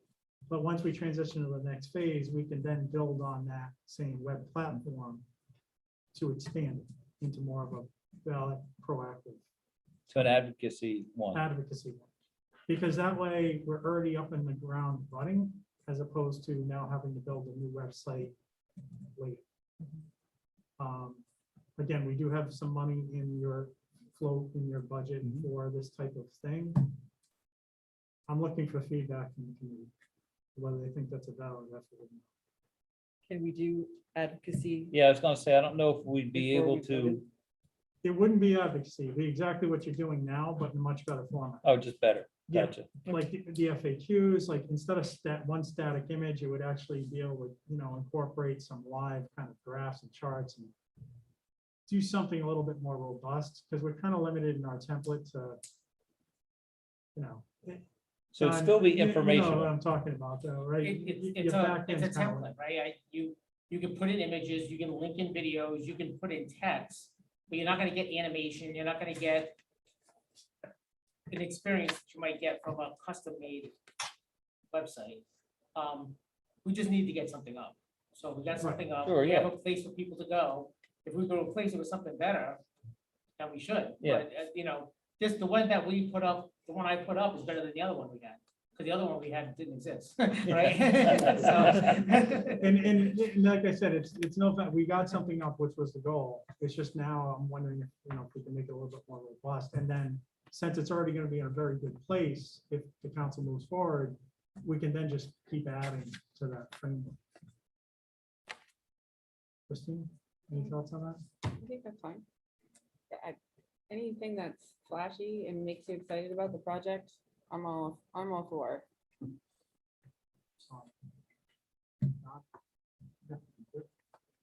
You guys usually so outspoken. Lee, thoughts? It's wonderful. I'm just wondering if we have a quorum and we can pass those minutes and get those off the agenda for next time. I think we do actually. Just do we Second have a motion. quorum here? I think we have 9 I didn't have my people. list in Once, front. Anna Christine came in, I could Oh, double that's check. true. It's 15, so yeah. we can- Because our group is 15. Can you vote? No, I'm Yeah, not, you're not a I'm not voting part of member. this, no. Harold is. One, You're a voting member? two, Okay. 3, 4, 5. John. yeah. Is Craig a voting Craig's member? not a No, he's voting member. He is member. not a voter. 6, 7, 8. So I think we might be. How many do we have? 8. I think we have 8. 8 out of 15? I think it's 15. I have to double check. Can I just ask while he's checking? So, Don, you just showed that list you have already put together of all the different school districts that have moved forward on a project. Jamie asked for that. So I would say, send it to the council and say, hey, this is one of your questions. This is the information we have. And it might just kind of like, this is the most important thing to the people in this room. But I have, you know, the sewers are the most important thing. Johnson's Pond is the most important thing. This is like, the most important thing comes at you like 20 times a week. So send an email with an answer, and it might beget people like sending a question. Because, oh yeah, I meant to send Luke this question that I had about the school. You know, I just think constantly just putting it on us. Yeah. Without I can being. pass it around so people can look at it. Yeah, I mean, if you wanna- I was curious. Yeah, and about I it. think, what's important, Don, I'd like to make a suggestion. I don't know. If you're gonna I'd like to send see out that list. communication, send it to the town manager and ask him to distribute it to the council members. Okay. Rather than send it to each council member. Okay. Because he's very trustworthy and he'll get it out, but I think as a single point of contact, that's the best route to go. And it's good for him to see it too. Yeah, Yes, it is. and for Lisa to see it as well. I think some backup to go with the list is important because you can look at a list with, you know, numbers for projects the towns have done, but if you can identify some that are in similar scope and size so that they can get an idea of like, hey, this is what $89 million got this town. What about the report that was What's crazy? sent out by this Secretary of the Treasury? That's from that report. That actually, so, And that's linked on the bottom of the report. right. Particular council member had asked me for that information. We had an exchange. I ultimately just sent them the report and they said, this is where it came from. Right. And highlighted the paragraph. But I was trying to get it in a more digestible format, which is what I had tasked Phil with actually even before this meeting was like, we had this discussion.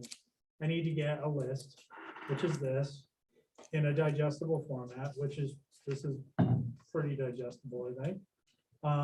Put some ketchup on it. Yeah, and the only thing that was asked above this was what schools went out for bond but didn't get passed. There's only a few that I'm aware of. I mean, I think Westerly didn't pass and they were small. And Yeah. SK, SK, I don't know many others that didn't. Don, Mario would when know. you send it to Ben, I suggest you send a copy to Ann Dixon. No, I just send it to Ben. All right, send it to Kim. What I was gonna I'll send it ask to you, Send it to Ben. John, if you want to send it to me, I'll send it over to Ben, only because I've been doing communications with him That would already be and fine. others. And then just So, send it to yeah, him just so we have a directly. funnel point on. But our then after side. that, I want to put it on our Facebook. yeah. Oh, Absolutely. it's shareable with everyone. you- I think you Ann can- just doesn't want. Wait until we distribute to the council members, and the next day you can put it up there, but just so that they have an opportunity to see it first. It so they're also not includes him blindsided. in the loop too. And I'll let him know, like, we intend to post this on social media for public distribution. We want to give council, a heads up on this, please distribute. So give them a day to digest it, so they don't feel blindsided. But in fairness, It's not really You blindsided. presented this already, maybe not the detail, but the presentation, the board out there talks about 22 communities that are, Sure, so and just not new information, it's just, I think it's just respectful, yeah. that's all. I'm curious to see what Providence is doing, because they got a $300 million bond. Yeah, but how much of it is state $1 billion funded? worth of- 91%. 91%, so East Providence, 74%. they have a Yeah, that's lot of like an schools too. A lot. What do they have, 5 high Curious to see schools? what they do. Four? They can't do much. No, they cannot. No, Providence And is not- gonna But need- it's $300 million. Providence is gonna need more money to do all their projects. Yeah. It's not even possible to do what they want for the amount of money that they want. and Westerly is doing another stage too. Are Are they? they? Are you Well- helping with that? Well, we have to I hope respond you to the do. RFP next week, but You've done such a great job with us. I hope they can, they Want us need to write you your a good help. Yelp review? Yeah. Oh, yeah. And that's what's not spelled out here, you know, some of it's lost in context, because I know SK is already scrambling to get back to the board on the stage 1, stage 2, because they're kind of thinking, all right. we I don't think wanna that's miss good it." So, information to share, though. Yeah. Of the schools we know of that didn't pass their bonds, now they're like, what do we do? Right. You They- know, they how do we make realize- something happen with this money? and East Greenwich has a stage 2 going in as well. A bigger one. We were supposed to submit one last year. They stopped us because Ride suggested that they do a bigger one. So now we're working on a bigger one. Wasn't Charahoe doing something? And I mean, I like know to write Ashery that one. School is like Portsmouth's doing something. falling down. North Kingston. That's is. Toronto.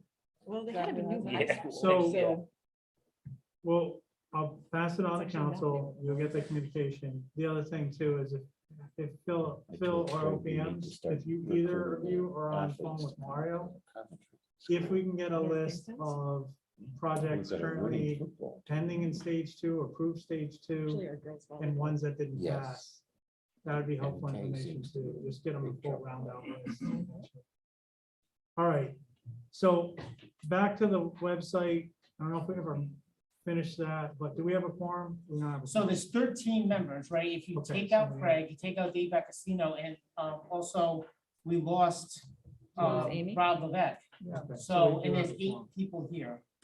All right, Is so. that right? 1, 2, 3, 4, 5, 6, looks like 7. Who's 8? Yep. But Craig can't vote, right? No, But but he Harold can. Okay. Sure. Yep. So, So we should have enough. Four, all five, right, six, so seven, I'm gonna ask for a formal motion for a directive to Phil to explore the construction of a new website. I'll make a motion for Phil to explore the construction of a new website. Second the motion. Second from Lee. All those in favor? Sorry, John. Aye. Any opposed? Motion passes. All right. Town council presentation, I've already talked about this. Looks like early November, November 8th, that will be the presentation. So I won't belabor that point. Public comment, we don't have any public here, so we will have no public comment. Scheduling of next meeting, so I'll look at our meeting schedule here. So the next Is building that how- meeting was scheduled for the My notes are on the 21st, back page. which is next Thursday. So my question is, we've been bouncing a little bit on these meetings. We originally were sticking them on Tuesday. I think somewhere down the line, I actually come back to Tuesday, but does Thursday work? The 21st for everybody? Does anyone have any standing obligations? Thursday, the 21st of October. God, that Of sounds- October, which is the I end of- can't do that. the end of next week. Which we may actually. Not that it- We need you to. I appreciate that. Lee. No, seriously, you have tremendous input. We may have to slide the schedule anyway, because I'm thinking by the time next week rolls around, unless you think there's gonna be a lot of report back on the communications then. And if I have to, I can put it into an email. This meeting has been Well, I on want to the- make sure like things like logos and other things. Well, I probably wouldn't be ready any sooner than Thursday. So if we're not going to do Thursday, then are you push the next week? 28th school committee? Yep. Yes, 10/26 is a Tuesday. yeah, have that's issues. what I'm looking at is 26th. Right now, the 26th looks doable. Yes. Well, all right, we're looking for, yeah, 26th. So I'll call for a motion to schedule the next meeting on the October 26th at 6 o'clock. I'll make a motion. Second the motion. Thank you. All those in favor? Aye. Any opposed? Motion passes. All right, with that, I'll take a motion to adjourn. Wait, what about the minutes? Can we get rid of Oh, those yeah. minutes? We can I make a motion to get rid of the minutes. get rid of the minutes. Get rid of the What does that mean exactly? I'll Like throwing second them the motion. away, or- What was the date of the minutes again? Craig, do you have the dates of Yeah, those? yeah, 8:30 and 9:22. Done. Motion, I seconded the motion. okay. All those in favor? Aye. Any opposed? Motion passes. All right, now sweating the I'll small stuff entertain a motion to adjourn. We'll make a Oh, we motion to didn't. adjourn. I second the motion. All those in favor? Aye. Any opposed? Have a good night, everybody.